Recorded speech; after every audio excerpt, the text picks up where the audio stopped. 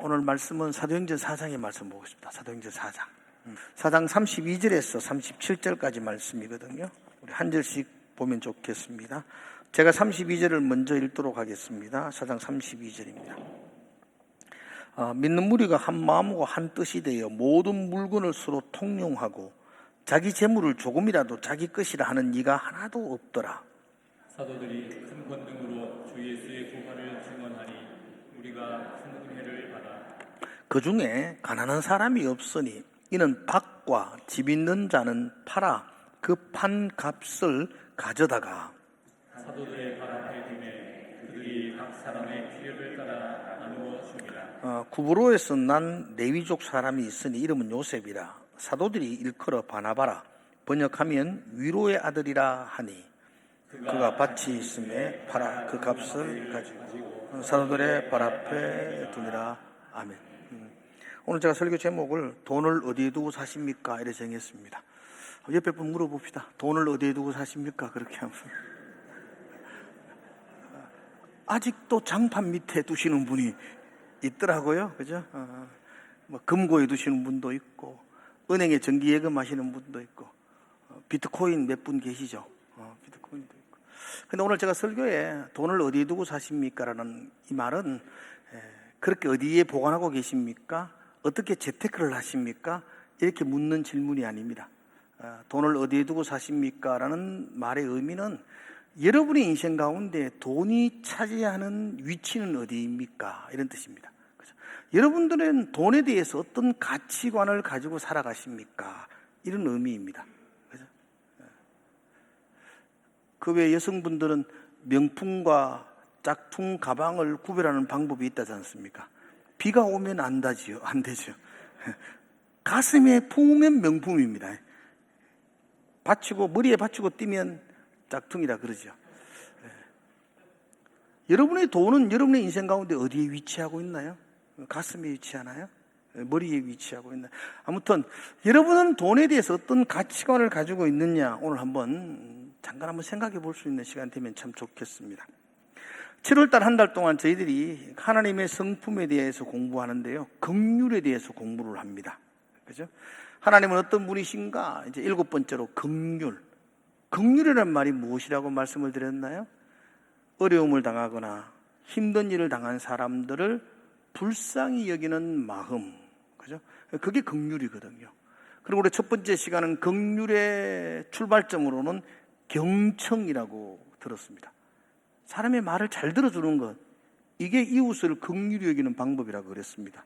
경청은 단순히 듣는 게 아니고, 제가 들을 청자 한문으로 여러분의 설명을 드렸습니다. 듣는다는 건 10개의 눈을 가지고 한 마음을 다해서, 그리고 임금님이 말씀하신다는 생각으로 듣는 거.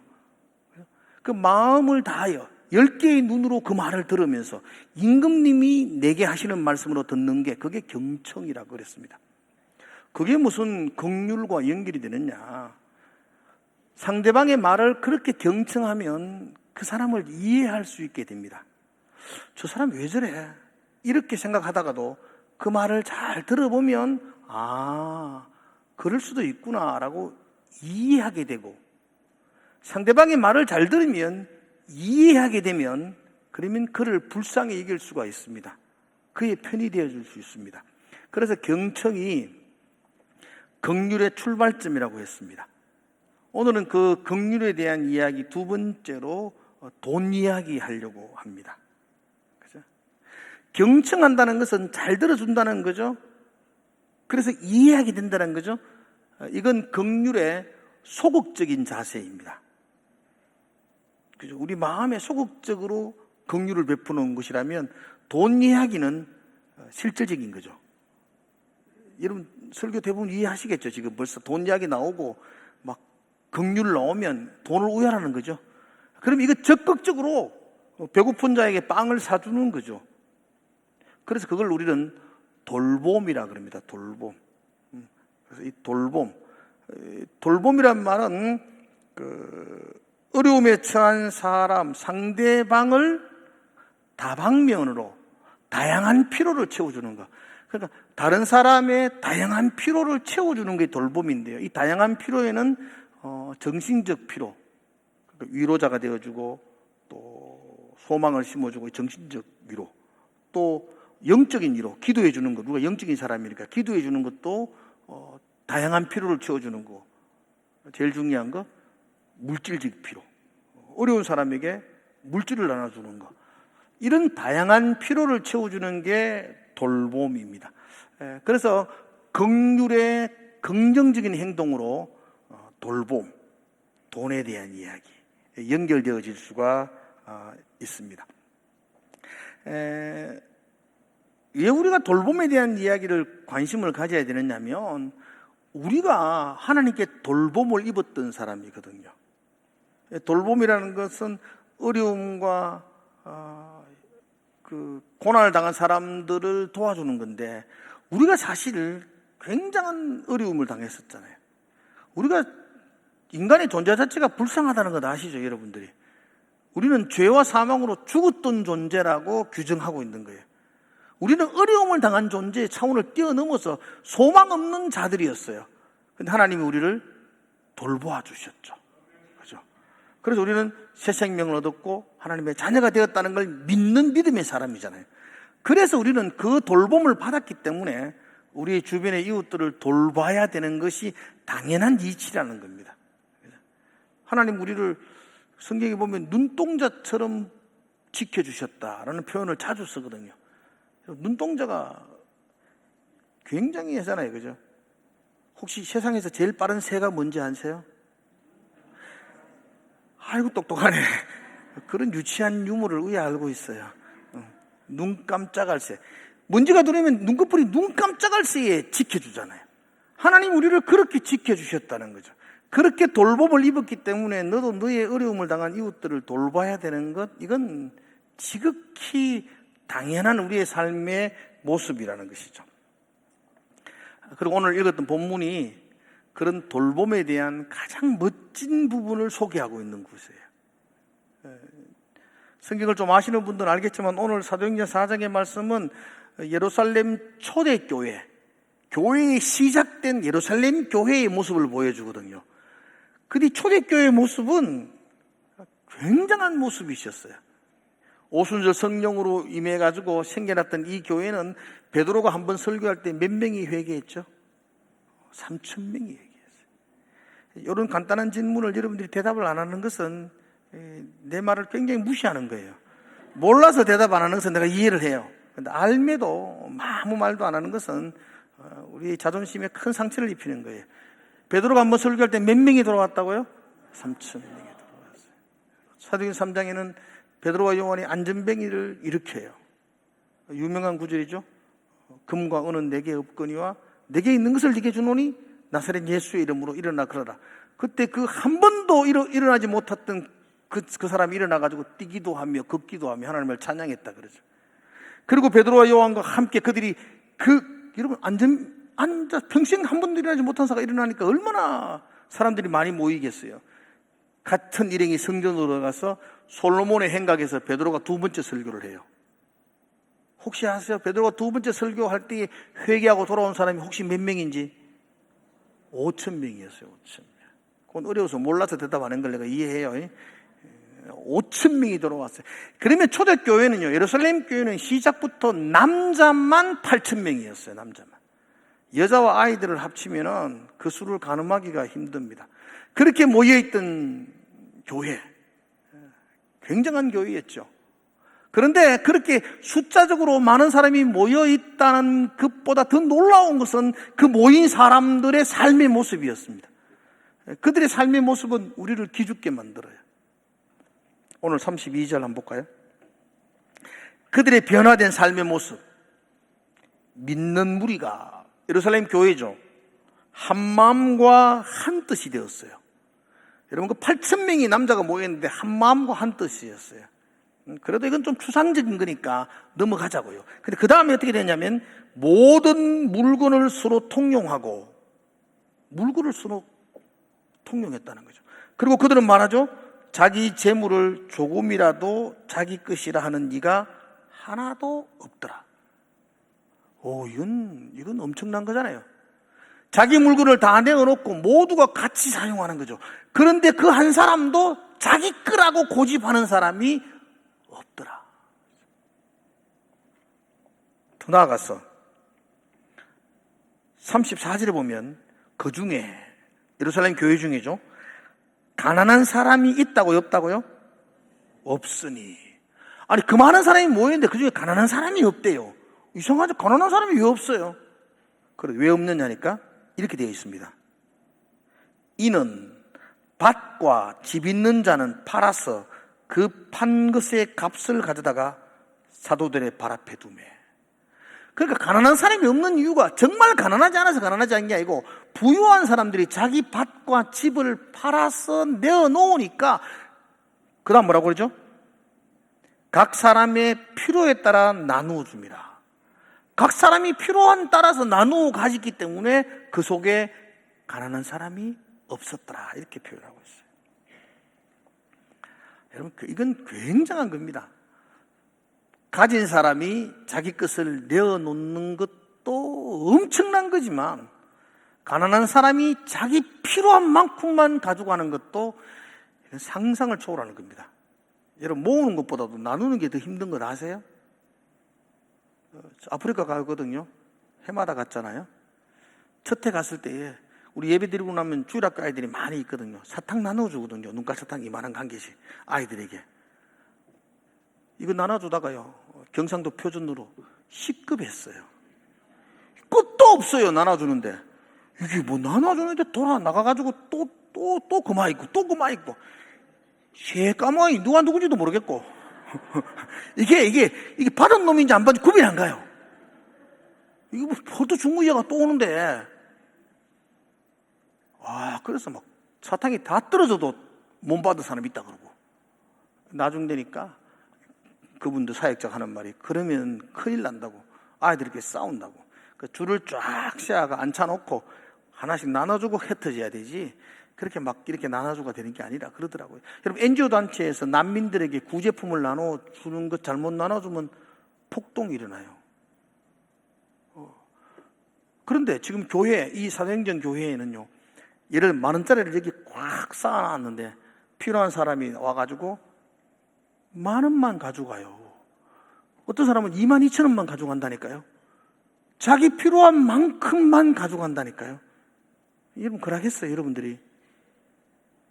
여러분들은 뭐 끌어 담아가 안 가겠습니까? 그러면 난리 나요.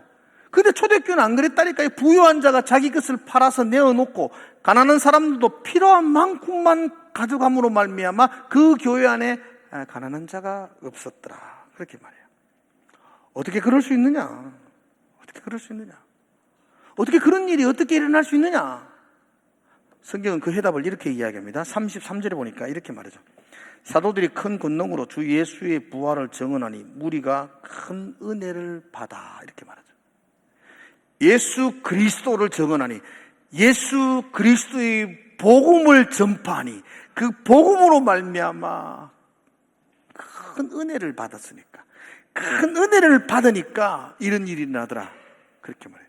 여러분, 은혜 받은 성도는 자기 것을 자기 것이라고 주장하지 않습니다. 아무도 아멘 안 하잖아요, 지금. 다시 한번. 은혜 받으면 자기 것을 자기 것으로 주장하지 않습니다. 정말로. 근데 정말이에요. 큰 은혜를 받았어요. 예수의 복음, 그 십자가에 피 묻은 복음으로 은혜를 받으니까 자기 것을 자기 것으로 주장하지 않을 수 있었다고요. 은혜를 받으니까 더 많이 가지고 더 많이 쌓아두고 싶은 욕심을 내려놓을 수 있었다고요. 은혜가 뭐죠, 여러분? 은혜. 이렇게 놀라운 일을 일으키는 은혜. 은혜가 뭐냐? 성경에는 은혜에 대한 이야기를 할 때 이렇게 표현해요. 은혜는 받을 자격이 없는 자에게 거저 주시는 하나님의 사랑이라 그래요. 받을 자격 없어요. 받을 능력도 없어요. 받을 수 있도록 뭔가를 지불할 수 있는 힘도 없어요. 근데 아무런 받을 자격이 없는데 거저 주시는 거예요. 그러니까 얼마나 고마워요. 얼마나 감사해요. 그걸 은혜라고 말해요. 가장 큰 은혜가 십자가의 은혜 아니겠습니까? 내가 하나님의 자녀가 된 거, 새 생명을 얻은 거, 구원받은 백성이 된 거, 이게 은혜예요, 은혜. 내가 하나님의 자녀가 될 만한 자격이 있은 것도 아니요, 하나님의 자녀가 될 수 있는 능력을 가진 것도 아니었어요. 아무런 자격 없는 자였어요. 그런데 하나님이 거저 주셨어요, 우리에게. 아멘이세요, 여러분들? 거저 주셨어요. 이걸 은혜라고 말해요. 바울은 이 은혜를 로마서에서 속량이라는 단어로 해석을 했습니다. 잘 들으셔야 돼요. 속량. 지금은 속량이라는 단어가 교회에서만 사용하는 단어예요. 다른 곳에 가서 속량 그런 말 안 합니다. 그런데 바울이 로마서를 쓸 때 이 속량이라는 단어는 교회에서 사용하는 거룩한 단어가 아니었어요. 이 단어는 시장 바닥에서 사용되는 용어였어요. 특별히 노예 시장에서 사용되는 단어였어요. 속량은 이런 뜻이에요. 어떤 사람에게 노예가 있었어요. 로마는 노예가 많았죠. 노예 시장이 있었어요. 근데 제가 그를 돈을 주고 이렇게 샀어요. 이걸 속량이라 그래요. 이해가세요? 내가 돈을 지불하고, 노예는 아무런 능력이 없어요. 근데 내가 돈을 지불하고 그를 샀어요. 그걸 속량이라 그래요. 그러므로 속량이 되면 노예에게는 주인이 바뀌는 거예요.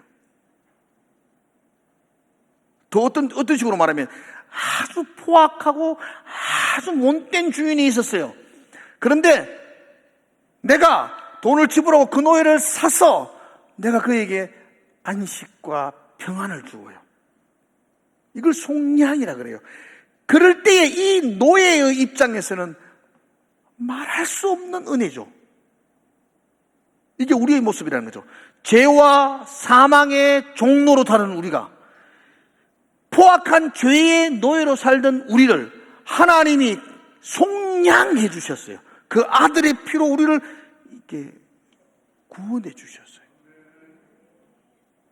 그래서 우리는 죄와 사망의 노예에서 하나님의 자녀로 변화된 거예요. 그게 너무 감사해서 한량없는 은혜라, 갚을 길 없는 은혜라, 이렇게 고백하는 거죠. 이게 은혜입니다. 은혜. 이 은혜를 깨달은 자는 자기 것을 자기 것이라고 주장하지 않을 수 있다는 겁니다. 나 주인이 바뀌었어요. 내가 죄의 노예였는데 이제 하나님의 자녀가 되었어요. 그럼 내 주인이 누구죠?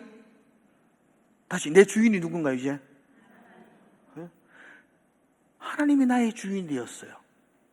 은혜를 받은 자는 주인이 바뀌었다는 거죠. 하나님이 나의 주인이 되었어요. 그러므로 내가 지금 소유하고 있는 것의 주인이 또 누구죠? 어려워요. 내가 노예였는데 내 주인이 하나님이라면 내가 가지고 있는 모든 것도 누구 거죠? 하나님의 것이죠. 우리는 관리하는 청지기에 불과하죠. 이게 기독교의 돈에 대한 개념입니다. 내 것 아니요, 하나님의 것이요, 나는 관리하는 사람이라는 거죠. 그래서 내 주인이 하나님이고 나의 모든 것들이 하나님이라는 것을 내가 깨닫고 나니까 내 것을 내 것으로 주장하지 않을 수 있죠.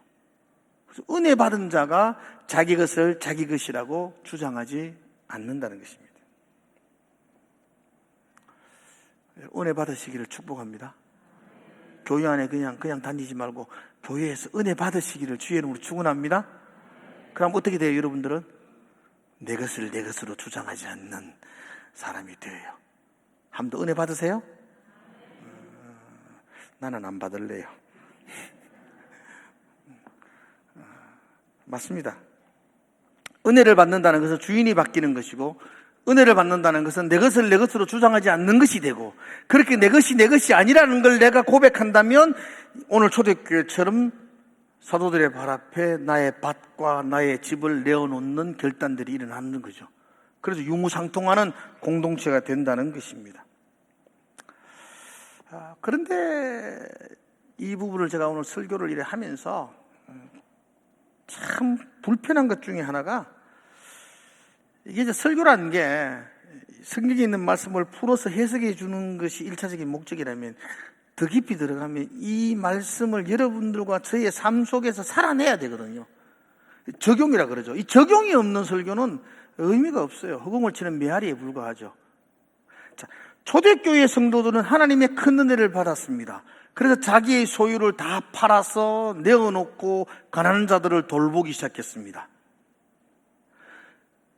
오늘을 사는 여러분도 하나님의 은혜를 받으시기를 축복합니다. 집을 파시기를 바랍니다. 그러면 초대교회 성도들은 은혜를 받았습니다. 집을 팔았습니다. 여러분도 은혜를 받았습니다. 여러분은 팔지 마십시오. 내가 그래 설교해야 됩니까? 아니면 여러분에게 내가 집 팔아라고 설교해야 됩니까? 저 우작가요. 은혜 받으셔야 됩니까? 은혜 받으십시오. 은혜는 교회의 본질입니다. 은혜 받으셔야 돼요. 이건 좀 아멘. 은혜 받으셔야 됩니다. 선택의 문제가 아니에요. 이거는 필수예요. 본질이에요. 교회가 은혜가 없으면 그건 교회가 아니에요. 은혜 받으셔야 돼요. 근데 받고 나면은 그 다음 문제는 뭐죠? 자기 받고 집을 팔아야 돼요. 편하게 하려고 하면 은혜는 받으시고 집은 팔지 마시고 이제 이렇게 설교를 마치겠습니다. 그러면 은혜는 많이 받으시고 집은 절대로 팔지 마시고. 그래서 힘든 거예요. 설교자가 일주일 내내 고민하게 되는 거죠. 은혜 받으라고 외쳐야 되고 은혜 받고 난 다음에는 팔아야 되나 말아야 되나. 팔아라 칼라카이 꼬라보면서 죽일 듯이 달라들 것 같고, 팔지 마라 칼라카이, 그럼 초대교회는 팔았는데 우리는 팔지 말자 이 칼라카이, 그것도 참 애매모호하고 의해야 되겠어요. 물론 여러분 이렇게 말하면 오해 안 했으면 좋겠어요. 우리 성도들 중에 우리 교회가 건축될 때 집 팔으신 분들 있습니다. 땅 팔아가 헌금하신 장로님들 계시고요. 안 한 사람도 있지만, 그죠? 자기 재산 팔아가지고 교회 헌금하신 분들이 많습니다. 그때 우리 교인 수가 400명이 안 되는 교회가 60억 공사, 땅값 지금 100억 공사인데요. 자기 재산 다 팔아서 헌금하신 분들이 많습니다. 했었어요. 근데 지금은 건축도 안 하는데 또 팔아라 칼라카에 그렇고 애매모호합니다. 특별히 이 본문을 가지고 사회에 무리를 일으키는 이단들이 이 본문을 잘 사용했습니다. 그래서 집 팔고 밥 팔아서 헌금하라 그랬고, 그 헌금한 돈을 모아가 교주가 한탕한지도 했습니다. 그래서 이 본문이 오늘날 우리에게 적용하는 것이 참 쉽지가 않다는 것입니다. 자, 제가 오늘 잠깐 적용을 해드리려고 했는데 시간이 많이 없어서 내가 상세하게 설명은 못 드립니다. 혹시나 더 궁금하신 분들은 제 개인적으로 찾아오시고 메일을 주시면 제가 성실하게 대답을 하겠습니다.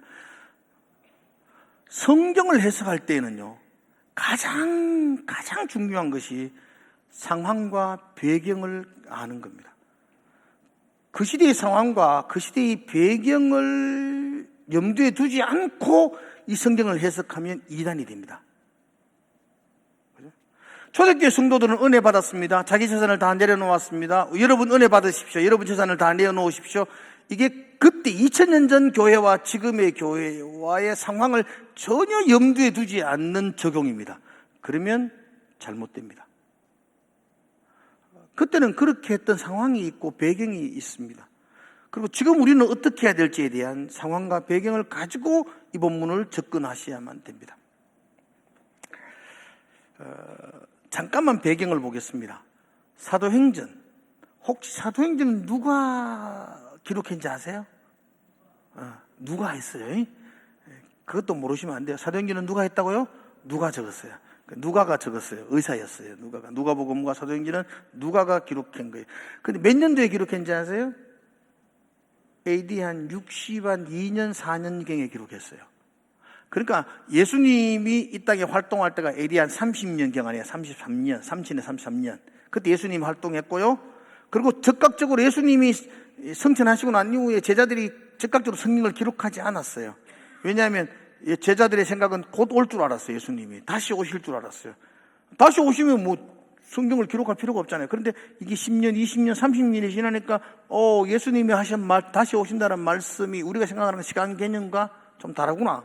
다음 주에 설교할 거예요. 좀 다르구나를 깨닫기 시작하고, 그러면 내 후손들에게, 우리의 자녀들에게 예수님의 이야기를 남겨야 되겠다 생각하고, 그때부터 마태가 마태복음을 기록하고, 요한이 요한복음을 기록하는 사복음서가 기록되어지고, 누가가 누가복음을 기록하고 2탄으로 사도행전을 기록하기 시작했더랬어요. 그게 한 62년부터 시작해서 그 이후로 계속해서 70년도에, 그리고 요한계시록은 거의 100년이 90년 지난 후에 요한계시록이 기록되어져 있었어요. 자, 사도행전 이야기만 해봅시다. 62년 3년경에 사도행전이 기록되어졌는데요, 사도행전이 기록되고 난 이후 얼마 있지 않았어 한 3, 4년 후 AD 66년경에 유대 땅에 큰 사건이 일어났습니다. 성경이 안 기록되어서 여러분 잘 모르겠지만 AD 66년경에 역사적으로 엄청난 일이 예루살렘에 일어났습니다. 그걸 우리는 유다 전쟁이라 그래요. 예루살렘 이스라엘 민족이 로마에 향하여 반기를 들어요. 반란을 일으켰어요. 그래서 로마의 장군이 예루살렘을 공격해요. 결과가 어떻게 되는지 아세요? AD 70년, 66년에 전쟁이 시작되어서 AD 70년 예루살렘이 망해요. 그죠? 로마의 디투스 장군에 의해서. 그리고 73년도에 그 유명한 예루살렘에 망했을 때에 피했던 사람들이 마사다에 올라가서 최후 항전을 벌이다가 그게 73년도에 마사다에서 모두 자결하고 역사의 무대 속에서 이스라엘이 사라지게 되는 사건이 그 유다 전쟁인데, 그 유다 전쟁이 66년에 일어나게 돼요. 사도행전에 기록됐던 62년도와 66년도 거의 불과 한 3, 4년 후에 큰 전쟁이 일어나고 그 땅이 망해요. 예수님은 제자들에게 이러한 유다 전쟁과 이 땅의 멸망에 대하여 예언을 하셨어요. 가르쳤어요. 한 번은 제자들이 예수님하고 가면서 헤롯 성전을 바라보면서, 와, 예수님 이 성전 40년 동안 지었습니다. 멋있죠? 그러니까 예수님이 눈물을 흘리셨다 그래요. 그리고는 돌 위에 돌이 남김없이 무너지리라고 말씀해 주셨어요. 그리고 이 사도행전의 이 배경 속에 있는 성도들은 이 예수님의 말씀을 믿었고 예수님의 예언을 알았던 사람들이죠. 조만간 얼마 후 이 땅이 무너질 것이고 망할 것이라는 걸 깨달았죠. 임박한 종말이죠. 그러니까 자기 것들을 다 내어놓는 것들이 불가능하지 않았어요. 그래서 이단들이 지금도 임박한 종말론을 이야기하면서 재산을 내어놓으라 그러잖아요.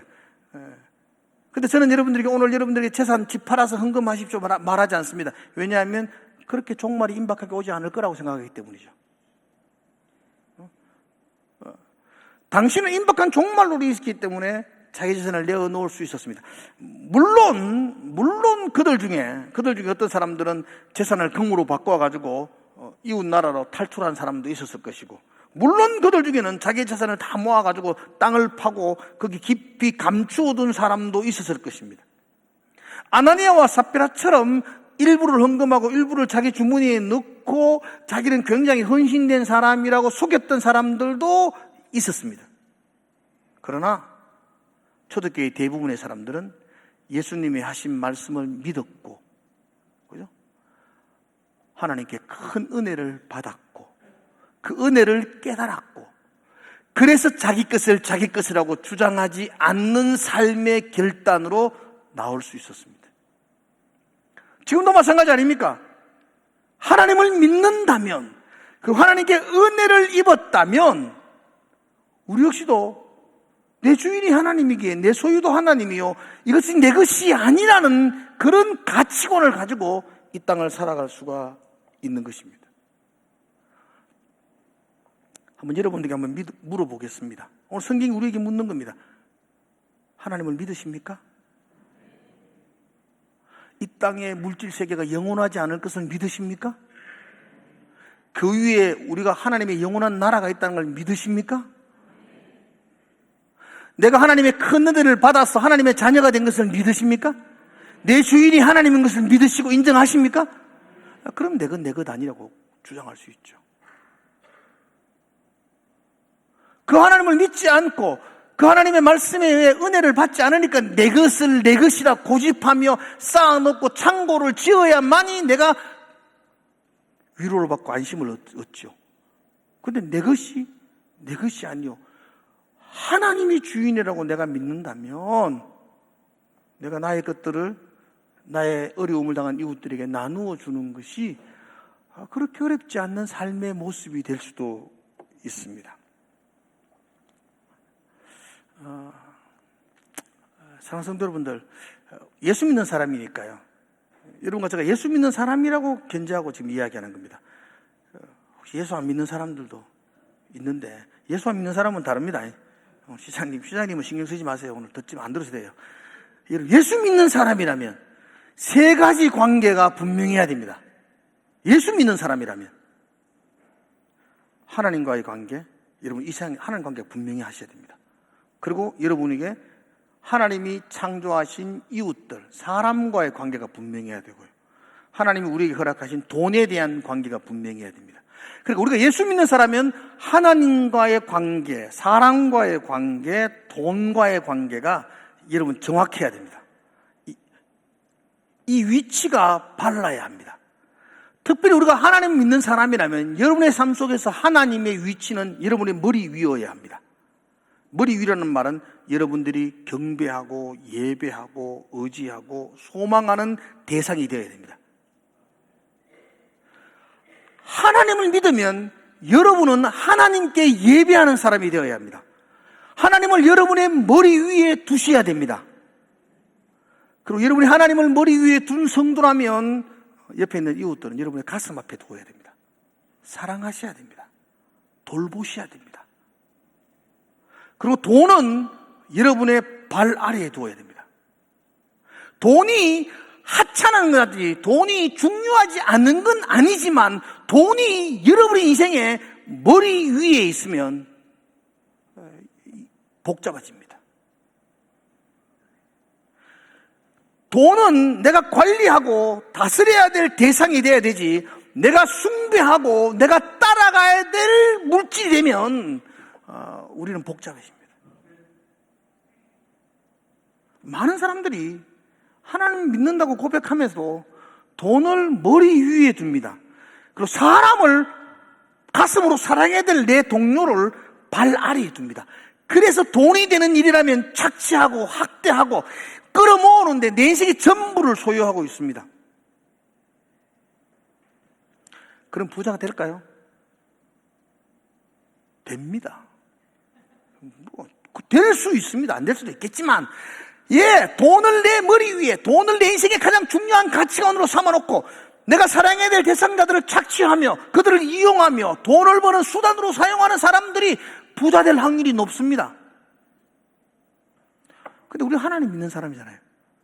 그렇게 부자 돼가지고 하나님 앞에 가가지고 하나님이 너 뭐 하다 왔니? 이러면 할 말이 없는 것 아니겠어요?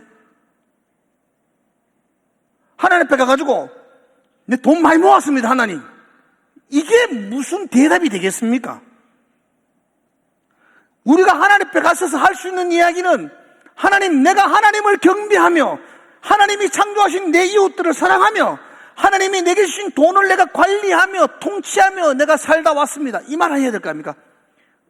하나님을 경배하며 돈을 관리하는 삶을 살아가면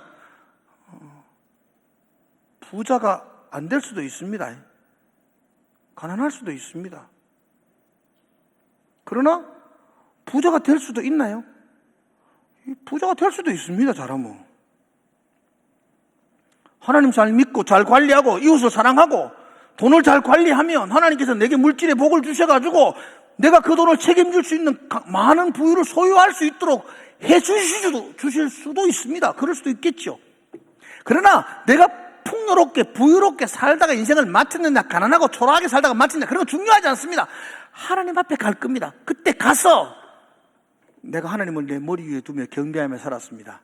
내가 내 이웃을 사랑하며 돌보며 살았습니다. 내가 돈을 관리하며 살았습니다. 이렇게 말할 수 있어야 하지 않겠습니까? 평생 교회 다니고 예수 믿는다 그러고 하나님 앞에 가가지고 내가 돈을 머리 위에 두고 살았습니다. 이런 말 하기에는 너무 부끄럽지 않나요? 그죠? 그런 말 하면 안 되지 않습니까? 제가 오늘 설교 제목을 돈을 어디에 두고 사십니까? 그렇게 말씀을 드렸어요. 오늘 본문에 보면 35절과 37절에 보면 그들이 돈을 사도들의 발 앞에 두고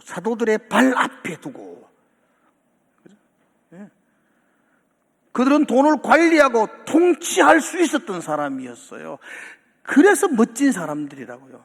여러분, 하나님의 말씀을 믿고 하나님께 큰 은혜를 받은 사람은 이렇게 산다고요.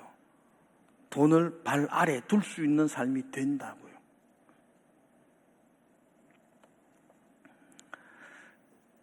돈을 머리에 두는 사람은 사랑해야 될 이웃을 발 아래에 두게 됩니다. 예비해야 될 하나님을 무시하고 살게 됩니다. 교회 안에서 그보다 초라한 인생은 없습니다, 여러분. 정말로 하나님을 믿는다면 우리에게서 하나님이 내 경배와 예배의 대상이 되어야 되고 내 이웃을 사랑하며 돌보며 되어야 되고 그리고 그 돈을 내 발 아래에서 관리할 수 있는 사람이 되어야 됩니다. 그런 의미에서 제가 오늘 묻는 겁니다. 돈을 어디에 두고 사십니까? 오늘 성경이 여러분들에게 물어봅니다.